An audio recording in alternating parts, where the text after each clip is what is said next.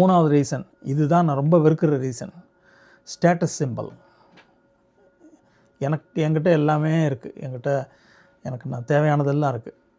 எனக்கு வந்து இப்படி ஒரு நாய், பாஷா படத்தில் ரஜினி பக்கத்தில் ஒரு டாக் உட்காந்துருக்கு, கிரேட் டேன் உட்காந்துருக்கு, அது எப்படி இருந்தால் எவ்வளோ கெத்தாக இருக்கும் அப்படின்ற மாதிரி ஒரு ஸ்டேட்டஸ் சிம்பல்.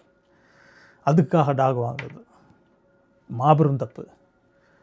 ஸ்டேட்டஸ் சிம்பலுக்காக கடன் வாங்குறது வந்து உங்களுக்கு மட்டும் பிரச்சனை. ஸ்டேட்டஸ் சிம்பலுக்காக ஒரு உயிரை உங்கள் வீட்டுக்குள்ளே கொண்டு வர்றது, அது உங்களுக்கும் பிரச்சனை, அந்த உயிருக்கும் பிரச்சனை. அதுவும் எஸ்பெஷலி அந்த வாயில்லா ஜீவனுக்கு பெரிய பிரச்சனை.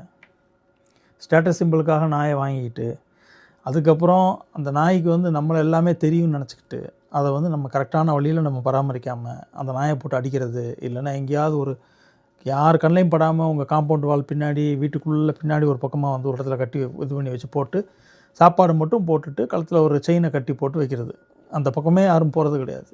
அந்த மாதிரியான டாக் வளர்க்குறது நிறையா பேர் நான் பார்க்குறேன். ரொம்ப பார்க்க கஷ்டமாக இருக்குது. இப்போ நம்ம யாராவது ஒருத்தர் ஒரு 10க்கு 10 ரூமில் போட்டு உட்கார வச்சு சாப்பாடை மட்டும் உள்ளே தள்ளி விட்டுட்டு, இந்த கோவிட் டைமில் நிறைய பேர் அதை அனுபவிச்சிருப்போம், நிறைய பேர் அனுபவித்தாங்க. அந்த மாதிரி அந்த ஒரு மாதம் 1.5 மாதம் இருக்கிறதுக்கே பைத்தியம் முடித்த மாதிரி ஆகுது. ஒரு மனுஷனுக்கு நெக்ஸ்ட்டு பெஸ்ட்டு ஃப்ரெண்ட் யாருன்னு கேட்டால் ஒரே ஒரு ஸ்பீசிஸ், நம்ம நம்புகிற முக்கியமாக ஒரு 100% நம்ம வந்து ரிலையபிளாக நம்பக்கூடிய ஒரு ஸ்பீசிஸ்னால் அது டாக் மட்டும்தான். அதே மாதிரி டாக் வந்து நெக்ஸ்ட்டு ரிலையபிளாக ஃபீல் பண்ணுறது மனுஷனை மட்டும்தான். அதனால தான் நான் வந்து ஒரு முக்கியமான ஒரு ஃப்ரேஸ் அதை நான் நம்புகிறேன்.